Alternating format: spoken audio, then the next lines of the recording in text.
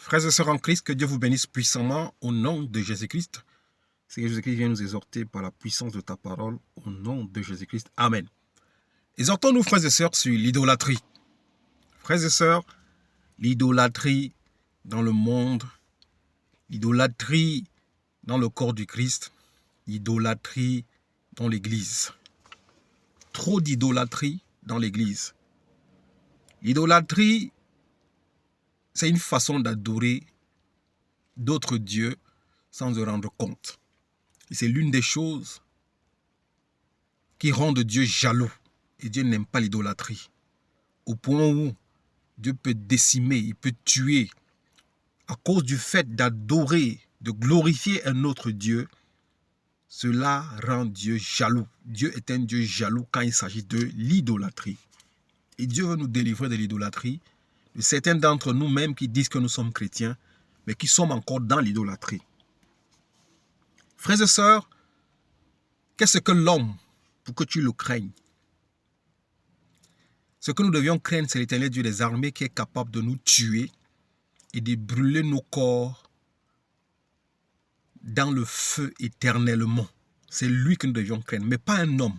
Pas un homme de Dieu, pas un prophète, pas un pasteur, pas un bishop, pas... Je ne sais pas.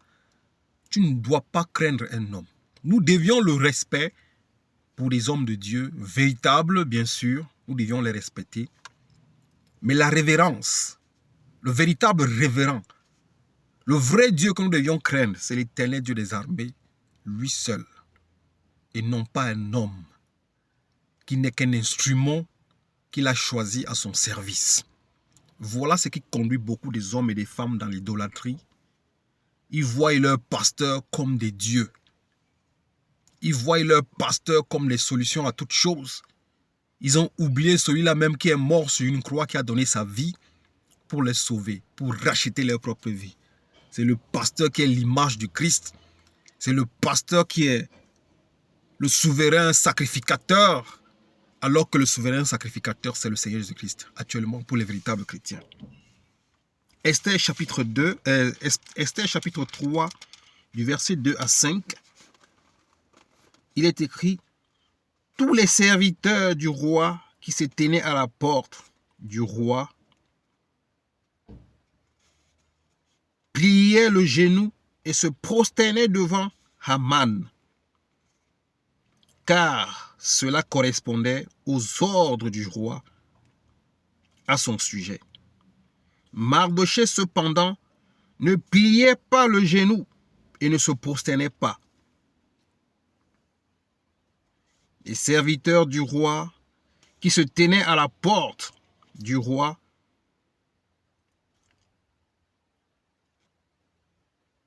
lui dirent: pourquoi enfreins-tu l'ordre du roi? Comme il le lui répétait chaque jour et qu'il ne les écoutait pas, ils informaient Haman de son attitude pour voir s'il persisterait dans sa décision. En effet, il leur avait dit qu'il était juif. Haman s'aperçut qu'effectivement Mardochée ne pliait pas genou et ne se prosternait pas devant lui, et il fut rempli de colère. Frères et sœurs en Christ, il y a beaucoup de Haman aujourd'hui dans des soi-disant assemblées. Il y a beaucoup de Haman aujourd'hui dans le monde qui veulent se faire adorer, qui veulent que les hommes et les femmes plient les genoux devant eux pour les adorer, qui veulent que les hommes et les femmes se prosternent au-devant de eux quand on les appelle, quand on les invite. Il y a beaucoup de Haman qui se mettent en colère quand vous refusez de les idolâtrer, de vous prosterner devant eux. Haman ici était l'homme droit, la main droite du roi de Sus, à l'époque où les Juifs étaient en détention. Il a été élevé par le roi au point où le roi a donné un ordre que quand Haman fait son entrée, que ce soit dans la ville, dans son palais ou partout, tout le monde doit plier ses genoux, se prosterner et adorer Haman. Mais parmi ces hommes qui se tenaient à la porte du roi, il y avait un juif, Mardochée, qui craignait l'Éternel Dieu des armées, et lui seul. Lui ne pliait jamais les genoux et il ne se prosternait jamais devant Haman. Les autres qui étaient au service du roi, qui étaient tous à la porte, ont remarqué que Mardochée ne pliait pas ses genoux, il ne se prosternait pas devant Haman. Ils ont fait la remarque à Mardochée. Cela n'a pas changé. Cela n'a pas fait peur à Mardochée. Mardochée est resté le même parce qu'il croit à la puissance du seul et véritable Dieu. Ils ont fait part à Haman, qui a constaté que Mardochée ne pliait pas les genoux et ne se prosternait pas devant lui. Parce que Mardochée leur avait dit qu'il est un juif. Frères et sœurs, on dit, Haman est rentré dans une colère noire où il a voulu décimer tous les juifs qui étaient dans le pays des Sus. Si vous lisez l'histoire, vous allez comprendre la fin de l'histoire. Mais nous, ce qui nous intéresse ici, c'est le fait que Mardochée n'a pas plié genoux, il ne s'est pas prosterné, il n'a pas adoré Haman. Frères et sœurs, qu'un homme soit élevé par Dieu, qu'un homme soit appelé par Dieu, qu'il soit un bishop, un prophète, un grand homme de Dieu qui fait des miracles, ne te mets pas à genoux devant lui. Ne te prosterne pas devant lui. Il y a un seul nom, au devant de qui tout genou fléchit et toute langue confesse qu'il est Seigneur, c'est Jésus-Christ. Frères et sœurs, ne crains pas un homme, qu'il soit appelé archibishop, souverain sacrificateur, souverain pontife ou quoi que ce soit. Donne-lui du respect, mais ne le crains pas. Crains Jésus-Christ, le seul lion de la tribu de Juda que tu peux craindre. Ne plie pas les genoux devant un homme. Ne te prosterne pas devant un homme, car c'est de l'idolâtrie. Il y a quelque chose qui se cache derrière quand tu te prosternes et tu adores un homme. C'est ce que nous voulons voir. Il y a un mystère derrière la prosternation. Il y a un mystère derrière l'idolâtrie. Il y a des dieux qui se cachent derrière l'idolâtrie. C'est ce que le Seigneur Dieu veut nous montrer. Haman ici, quand on dit le juif, si vous lisez Romains 2, 28 nous dit le juif, c'est celui qui est circoncis de cœur, qui a la foi en Christ et qui met la parole de Dieu en pratique. C'est celui-là qu'on appelle un juif. Un véritable enfant de Dieu qui est un vrai juif ne se prosterne pas au-devant d'un homme. Car devant Dieu, il n'y a pas de favoritisme. Nous sommes pareils devant Dieu.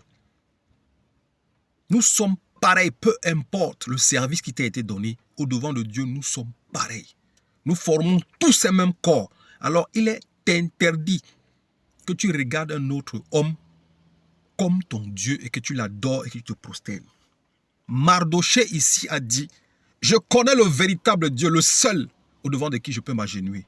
Devant Haman, qui est un simple homme comme moi, je lui dois du respect, mais je ne peux pas me prosterner et m'agenouiller. Cela a suscité une colère noire au point où Mardochée, Haman avait décidé de décimer tous les Juifs. Ce qu'il n'a pas pu faire, parce que Dieu est toujours avec ses enfants. Parlant de l'idolâtrie, frères et sœurs, nous allons voir d'où vient l'idolâtrie.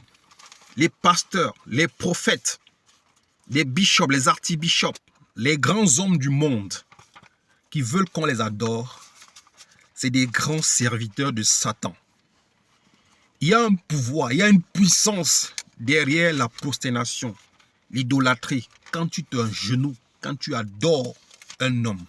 Nous allons voir que même le Seigneur Jésus-Christ a été tenté à adorer le maître de ce monde.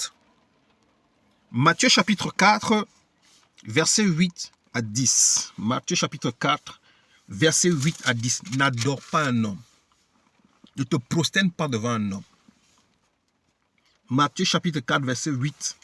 Il est écrit, Le diable le transporta encore sur une montagne très élevée, lui montra tous les royaumes du monde et leur gloire. Le diable ici a transporté le Seigneur Jésus-Christ sur une montagne très élevée. Il a montré tous les royaumes du monde, les richesses du monde, la gloire du monde. Au 9, on dit, et lui dit, je te donnerai tout cela si tu te prosternes pour m'adorer. Frères et sœurs, quand Haman faisait son entrée, tout le monde se prosternait et l'adorait. Satan, le diable ici, il dit au Seigneur Jésus-Christ, voilà la gloire du monde, les richesses du monde, tout ce qui est dans le monde m'appartient. Si tu te prosternes et tu m'adores, je te donnerai tout cela. Quand tu te prosternes, tu adores un homme ou un faux Dieu, tu deviens esclave de ce Dieu, de cet homme. En fait, tu fais allégeance au malin. Tu donnes ton âme, tu vends ton âme sans te rendre compte. Écoute donc ce que le maître, la réponse du maître, devant la prosternation, l'idolâtrie, qu'est-ce que le Seigneur Jésus-Christ dit? Satan dit et lui dit, je te donnerai tout cela si tu te prosternes pour m'adorer. C'est un danger de se prosterner, de s'agenouiller et d'adorer un homme, d'adorer une image, d'adorer les njunju, d'adorer les esprits ancestrales, d'adorer les esprits de mort, d'adorer les images taillées, d'adorer les faux dieux, d'adorer les fausses dieux, les faux et les fausses dieux. Tout ce monde qui s'appelle Dieu, fais attention de te prosterner. Toi qui te prosternes devant les images, soit disant que c'est la mère du Christ, soit disant que c'est le Christ ou soit disant Dieu, fais attention. Le Seigneur Jésus-Christ répond, il dit, Jésus lui dit alors, retire-toi Satan, en effet il est écrit, c'est le Seigneur ton Dieu que tu adoreras et c'est lui seul que tu serviras. Quand tu te prosternes devant un homme pour l'adorer, tu es à son service, tu es en train de le servir. En fait, tu es en train de servir les dieux que cet homme sert. Tu ne sers plus Jésus-Christ et le Dieu créateur, mais tu sers les dieux de cet homme sans te rendre compte. Nous allons voir ça tout de suite dans le livre de Daniel. Nous allons voir encore d'autres frères en Christ qui nous ont précédés, qui ont vécu cela avant nous. Tu te prosternes devant un homme, tu l'adores, tu sers ses dieux. À chaque idolâtrie que tu commets, sache que tu es en train de servir des dieux qui ne sont pas des véritables dieux. Et cela hérite le véritable Dieu au point où beaucoup sont victimes des malédictions, beaucoup sont victimes des maladies, beaucoup sont frappés de mort, beaucoup sont aveugles, beaucoup sont malades, beaucoup sont paralysés à cause de l'idolâtrie parce qu'ils ont adoré des faux dieux. Ils ont adoré des dieux qu'il ne faut pas. Daniel chapitre 3, verset 6. Je lis pour la gloire de Dieu, il est écrit,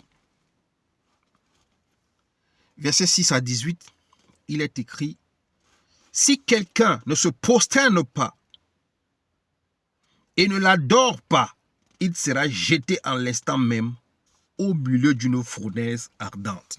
Ici, il s'agit de Nebuchadnezzar qui se croyait Dieu à cause du pouvoir que l'Éternel Dieu lui-même l'avait donné pour asservir son peuple. Dans son orgueil, il se croyait déjà Dieu. Il battait tous les empires, il était riche. Il a fabriqué une image où, au son de la trompette, tout le monde devait se prosterner et adorer l'image de Nebuchadnezzar. Mais à cette époque, il y avait des esclaves juifs. Quand on dit juifs, c'est des véritables chrétiens qui craignent Dieu et rien que Dieu. Shadrach, Meshach, Abednego, ces hommes-là qui étaient des vrais enfants de Dieu, quand on sonnait, eux, ils ne se prosternaient jamais parce qu'ils craignaient un seul Dieu. Ils ne voulaient pas servir d'autres dieux. Je continue. En l'instant même, au milieu d'une fournaise ardente celui qui refusa de s'agenouiller et de se prosterner. C'est pourquoi au moment où tous les peuples entendirent le son de la trompette, de la flûte, de la guitare, de la petite et de la grande harpe et des instruments de musique de toutes sortes, tous les peuples, les nations et les hommes de toutes langues se prosternèrent et adorèrent la statue en or que le roi Nebuchadnezzar avait dressée. Mon frère, n'adore pas les statues en or, n'adore pas les statues en pierre, n'adore pas les statues en bois. Dieu t'interdit d'adorer toute chose qui a été faite pour ressembler à un Dieu. Que ce soit sur la terre, sous les eaux, dans les eaux, partout, n'adore pas une statue, n'adore pas les images. Voilà les choses qui irritent Dieu. En ce moment-là, profitant de l'occasion, quelques Babyloniens se présentèrent pour accuser les Juifs. Ils prirent la parole et dirent au roi Nebuchadnezzar, « Roi, puisses-tu vivre toujours? D'après l'ordre que tu as toi-même donné, tous ceux qui entendaient le son de la trompette et de la flûte, de la guitare, de la petite et de la grande harpe, de la cornemuse et des instruments de toutes sortes devaient se prosterner et adorer la statue en or. » Derrière les statues que vous adorez, il y a des dieux qui se cachent. Derrière les crânes que tu adores, il y a les dieux qui se cachent. Derrière les pierres que tu adores, il y a des dieux qui se cachent. Derrière les images que tu adores, il y a un Dieu qui se cache. D'après le même ordre, si quelqu'un ne se prosterne pas pour adorer la statue, il devrait être jeté au milieu d'une fournaise ardente. Or, il y a des Juifs à qui tu as confié l'administration de la province de Babylone, Shadrach, Meshach, Abednego. Ces hommes ne tiennent aucun compte de ton ordre, roi. Ils ne servent pas tes dieux. Nous voyons ici, ces païens eux-mêmes disent que Shadrach, Meshach, Abednego, ces hommes ne se prosternent pas et ils ne servent pas tes dieux. Quand tu te prosternes pour adorer, tu plies les genoux devant un homme ou devant une image, tu es en train d'adorer ces dieux. Tu n'es pas en train d'adorer l'éternel Dieu, mais tu es en train d'adorer ces dieux et c'est un danger. Et ils ne servent pas tes dieux. Tu adores et tu sers les dieux de cette image. Et n'adore pas la statue en or que tu as dressée. Alors Nebuchadnezzar, irrité et furieux, nous voyons toujours que ces hommes qui se disent hommes de Dieu, grands prophètes, grands bishops, les grands hommes du monde, quand tu refuses de te prosterner devant eux, ils se mettent dans des colères. Parce qu'ils se rendent compte que tu es l'un de ceux qui ne veulent pas adorer ces dieux. Et ça les met dans une colère ardente. Parce que pour eux, tout le monde doit adorer leur Dieu. Irrité et furieux, donnant l'ordre de faire venir Shadrach, Meshach et Abednego, ces hommes furent donc amenés devant le roi. Nebuchadnezzar prit la parole et leur dit, « Est-ce vrai, Shadrach, Meshach et Abednego, que vous ne servez pas mes dieux? » Mon frère, ma soeur, est-ce que tu vois que quand tu adores, tu te prosternes, tu t'agenouilles devant un homme, tu te prosternes pour l'adorer, tu l'acclames. Vois-tu que tu es en train d'adorer ces dieux? Quand tu te prosternes devant un homme, tu es en train d'adorer les dieux que lui, il adore. Les dieux qui lui donnent le pouvoir, les dieux qui lui donnent la puissance, c'est ces dieux-là que tu es en train d'adorer. Tu n'es pas en train d'adorer Jésus-Christ, tu n'es pas en train d'adorer le Dieu créateur. C'est ce qui se cache derrière l'idolâtrie. Les images devant lesquelles vous vous prosternez. Les hommes que vous prenez pour des dieux, derrière ces hommes, il y a des entités, il y a des démons, il y a des esprits impurs, il y a des esprits méchants qui sont cachés derrière ces hommes. Et quand vous vous prosternez pour les adorer, vous êtes en train de servir ces esprits, ces entités, ces esprits démoniaques qui sont cachés derrière ces hommes. Ne savez-vous pas mes dieux et que vous n'adorez pas la statue en or que j'ai dressée? Quand tu adores une statue, quand tu te mets à genoux pour prier devant une statue, tu es en train d'adorer, c'est l'idolâtrie. Et Dieu déteste l'idolâtrie. Quand tu te mets devant un homme, oh homme de Dieu, tu commences à enlever la prière, tu es en train de l'adorer. Dieu déteste cela. C'est l'idolâtrie. Maintenant, tenez-vous prêts et au moment où vous entendrez le son de la trompette, de la flûte, de la guitare, de la petite et de la grande harpe, de la cornemuse et des instruments de toutes sortes, vous vous prosternerez et vous adorerez la statue que j'ai faite. Si vous ne l'adorez pas, vous serez immédiatement jeté au milieu d'une fournaise ardente. Quel est le Dieu qui pourra alors vous délivrer de mon pouvoir? Nebuchadnezzar ici, dans une colère furieuse, dit à Shadrach, Meshach et Abednego, maintenant, au son de la trompette, si vous n'adorez pas ma statue, vous ne vous agenouillez pas pour adorer mes dieux, vous serez jetés dans une fournaise ardente et je verrai quel est le Dieu qui va vous délivrer. Frères et sœurs, les hommes puissants de ce monde, les faux hommes de Dieu de ce monde, ces hommes qui prêchent leur personne, leur chef, ils ne prêchent que eux-mêmes, ils ne prêchent pas Jésus-Christ. Ils ne sont pas là pour prêcher Dieu, ils ne sont pas là pour prêcher le Seigneur des Seigneurs, le Roi des Rois. Ils sont là pour vous prêcher eux-mêmes, leur puissance et leur gloire. Quand tu refuses de les adorer, quand tu refuses de te prosterner devant eux, quand tu refuses de les regarder comme des dieux, ces hommes se mettent en colère au point où ils peuvent te tuer. Ils peuvent voler ton âme. C'est la même chose que Nebuchadnezzar essaye de faire ici aux enfants de Dieu, en les intimidant. Mais ces hommes, comme ils croyaient au Dieu Tout-Puissant, qu'il peut délivrer même dans une fournaise ardente, ils ont dit à Nebuchadnezzar, Nebuchadnezzar, laissez-moi lire pour la gloire de Dieu. Au verset 28, au verset 16, Shadrach, Meshach et Abednego répliquèrent au roi Nebuchadnezzar, nous n'avons pas besoin de te répondre là-dessus. Notre Dieu, celui que nous servons, peut nous délivrer de la fournaise ardente et il nous délivrera de ton pouvoir. Frères et sœurs, qu'est-ce que l'homme pour que tu le craignes? Peu importe les décisions qu'un homme va prendre sur toi, mais ne l'adore pas. Ne te prosterne pas.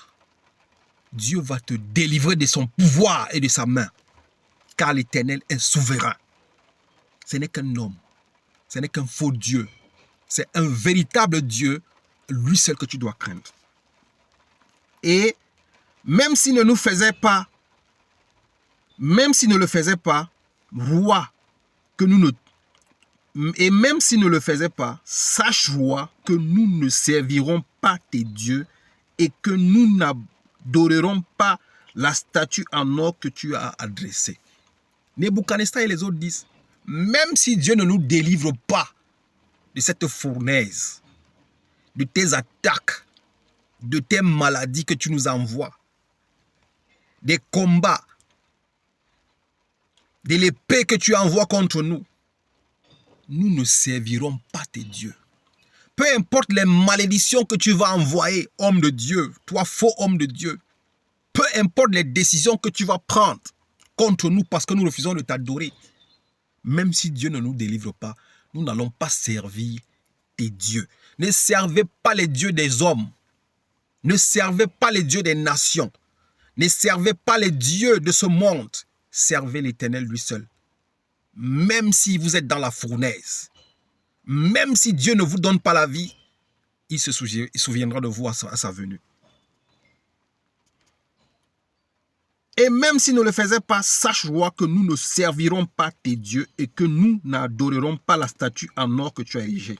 Nebuchadnezzar fut alors rempli de colère et changea de visage vis-à-vis de Shadrach, Meshach et Abednego, alors que c'était des hommes qui respectaient avant. C'était des hommes qui étaient sages. Mais le fait que ces hommes ont refusé d'adorer ces dieux, il a changé les visages contre eux. Il va demander qu'on chauffe la fournaise 4 fois plus que d'habitude pour jeter Nebuchadnezzar, pour jeter Shadrach, Meshach et Abednego à la fournaise. Frères et sœurs, je vous laisse continuer l'histoire. Mais ce qui nous intéresse, c'est que ces hommes ont dit à Nebuchadnezzar, nous n'allons pas adorer tes dieux. Derrière chaque idolâtrie se cachent des dieux.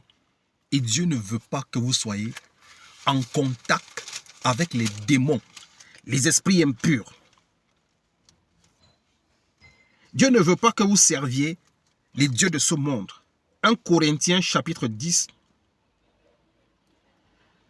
1 Corinthiens chapitre 10, verset 19, il est écrit, « Je veux donc que veux-je donc dire? Que les viandes sacrifiées aux idoles auraient de l'importance ou qu'une idole serait quelque chose? » Les viandes que vous donnez en sacrifice aux idoles dans vos villages partout, c'est aux faux dieux, c'est à d'autres dieux que vous les donnez. Est-ce que ces dieux-là ont de l'importance? C'est ce que l'apôtre Paul dit ici. Que les viandes sacrifiées aux idoles auraient de l'importance ou qu'une idole serait quelque chose? Pas du tout. Mais ce que les non-juifs sacrifient, ils le sacrifient à des démons. Tout sacrifice qui est fait aux images, aux ancêtres, aux morts, c'est aux démons que vous faites ces sacrifices. C'est la parole de Dieu qui le dit, ce n'est pas moi. Tous les sacrifices que les non-juifs font, quand on dit non-juifs, c'est les païens, c'est aux démons qu'ils offrent ces sacrifices. Ne sois pas parmi ceux qui adorent les démons, ceux qui adorent les faux dieux. Les non-juifs sacrifient, ils le sacrifient à des démons et non à Dieu. Or, je ne veux pas que vous soyez en communion avec des démons. Vous ne pouvez pas boire à la coupe du Seigneur et à la coupe des démons. Vous ne pouvez pas participer à la table du Seigneur et à la table des démons. Ou bien voulons-nous provoquer la jalousie du Seigneur? Frères et sœurs, tu ne peux pas servir les démons et servir Dieu. Tu ne peux pas servir les faux dieux de ce monde et servir le véritable Dieu. Tu ne peux pas manger sur la table du Seigneur et manger sur la table des démons. Quand tu sers des images taillées, quand tu te prosternes devant les images, devant les hommes, tu veux provoquer la jalousie de Dieu. Est-ce que si Dieu se met en colère contre toi, qui va te délivrer? Qui va te délivrer de la main de l'Éternel? Dieu veut nous épargner de l'idolâtrie, afin que sa colère ne descende pas. Que Dieu vous bénisse au nom de Jésus-Christ.